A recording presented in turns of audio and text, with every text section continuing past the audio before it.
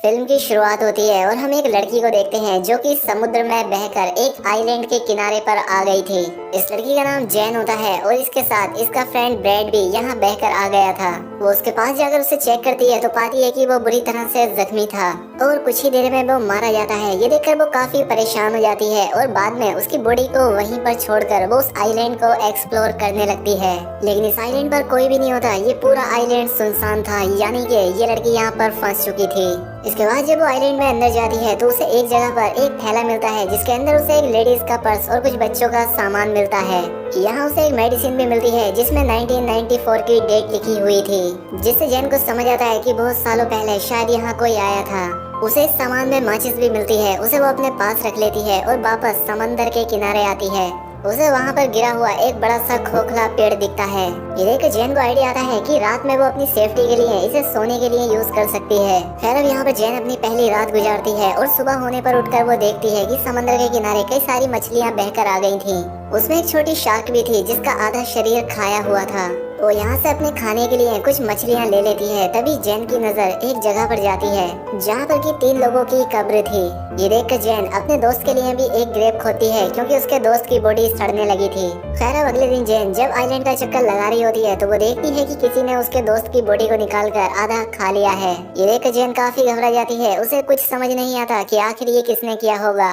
उसे लगता है कि जरूर ये काम किसी जानवर का है जो कि इस आइलैंड पर रहता होगा, इसीलिए वो एक लकड़ी को नोकीला करती है और अपने लिए एक हथियार बनाती है। इसके बाद वो आइलैंड के बाहर बैठकर उस जानवर का इंतजार करने लगती है। खैर अब रात हो जाती है और अब जैन को नींद आने लगती है, लेकिन वो जानवर अभी तक यहाँ नहीं आया था। अगले दिन जैन की आँख खुलती है और वो समंदर में एक सूटकेस को देखती है। वो सूटकेस को लेने के बारे में सोचती है, इसलिए वो समंदर में जाकर उस सूटकेस को ले लेती है। तभी उसे नीचे कुछ महसूस होता है, इसीलिए वो नीचे जाकर देखती है तो यहाँ पर उसे एक बड़ा सा होल दिखता है, जिसे देखकर वो काफी हैरान हो जाती है। खैर अब वो बाहर आकर उस सूटकेस को खोलकर देखती है। उसके अंदर उसे कुछ जूते और कुछ कपड़े मिलते हैं जिन्हें वो पहन लेती है। जब रात होती है तो जैन उस सामान को चेक करने लगती है और उसे उसमें कुछ फोटोज दिखते हैं। वो उन्हें देखने लगती है और समझ जाती है कि यहाँ पर कोई फैमिली छुट्टियाँ बिताने के लिए आई थी, जिसमें एक कपल और उनके 2 बच्चे थे। तभी जैन के ऊपर से एक प्लेन गुजरता है। ये देखकर जैन अपनी फ्लेयर गन चलाती है, लेकिन इसका कोई फायदा नहीं होता क्योंकि तब तक वो प्लेन जा चुका था। जब फ्लेयर गन की वो बुलेट नीचे आ रही होती है तभी जैन देखती है कि उसकी परछाई में उसे कोई क्रीचर दिखाई देता है। ये देखकर वो काफी घबरा जाती है और आइलैंड की तरफ भागने लगती है और एक जगह पर जाकर छिप जाती है। वो क्रीचर यहाँ आकर जैन को ढूंढने लगता है। इससे जैन और भी डर जाती है और आज की रात इसी तरह से बीत जाती है।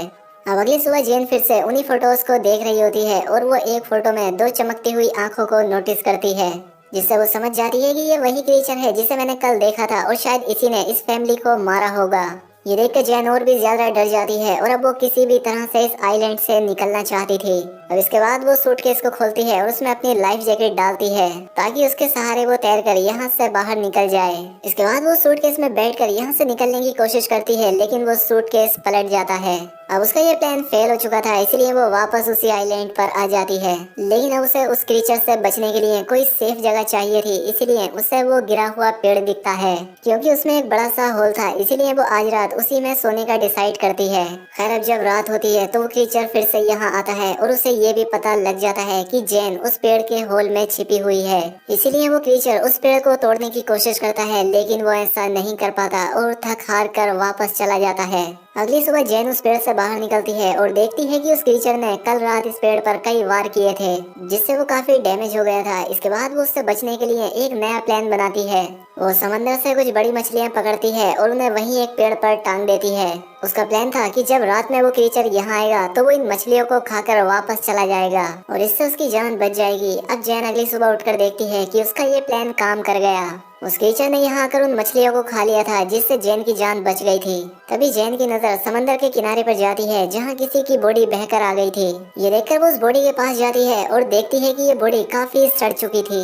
ये देखकर उसके मन में एक आइडिया आता है और वो इस बॉडी को भी वहीं पेड़ पर लटका देती है ताकि वो क्रीचर उस बॉडी को ही आकर खाए और चला जाए। अब उसके लिए यहाँ सरवाइव करना काफी मुश्किल हो गया था। आज रात के लिए उसने यहाँ पर एक गड्ढा बनाया था जिसमें जाकर वो छिप जाती है और उस क्रीचर के आने का इंतजार करती है। जब रात होती है तो वो क्रीचर यहाँ आता है और जैन पहली बार उस क्रीचर को देखती है। वो उस क्रीचर को देखकर काफी डर जाती है क्योंकि वो काफी खौफनाक था। अब वो यहाँ कर उस बॉडी को खा जाता है। तभी जैन को अपने पास से कुछ आवाजें आती हैं और जैसे ही वो देखती है तो उसे वहाँ उस क्रीचर के पैर दिखाई देते हैं। ये देखकर वो और भी ज्यादा घबरा जाती है, लेकिन किसी तरह से खुद को कंट्रोल करती है।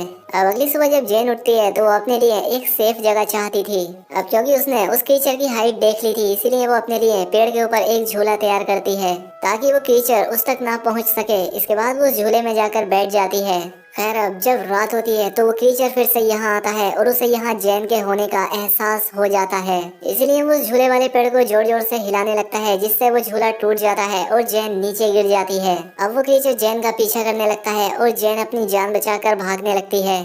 तभी जैन देखती है कि वो क्रीचर जमीन से ज्यादा तेज पानी में दौड़ रहा है और वो पल भर में उसके सामने आकर खड़ा हो जाता है। लेकिन जैन अपने उस लकड़ी के औजार को उस क्रीचर के पेट में घुसा देती है। वो क्रीचर जैन को उठाकर पानी में फेंक देता है और जैन खुद को किसी तरह से संभालती है।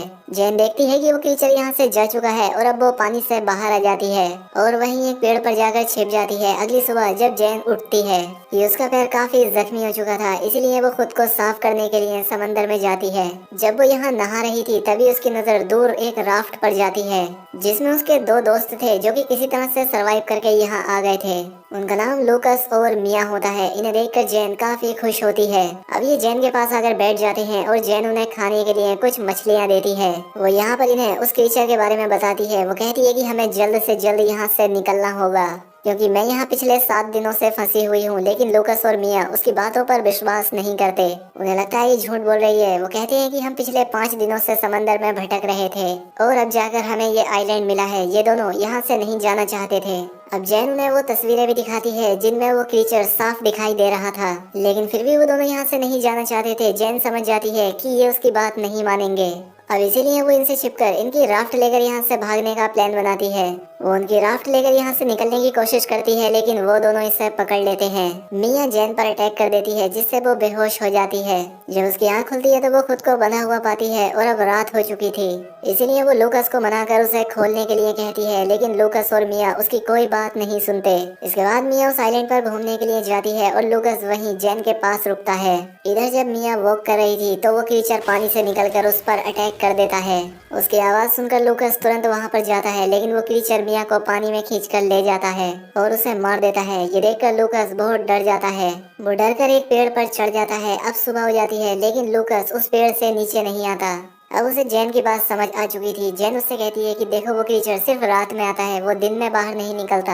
ये बात सुनकर लूकस पेड़ से नीचे आता है। अब जैन लूकस से कहती है कि हमें जल्द से जल्द इस आइलैंड से निकलना होगा। अब लूकस उसकी बात मानने के लिए तैयार था। अब ये लोग कुछ मछलियाँ और कुछ नारियल अपने साथ ले लेते हैं। वो अपने सभी सर्वाइव करने के सामान को रख लेते हैं।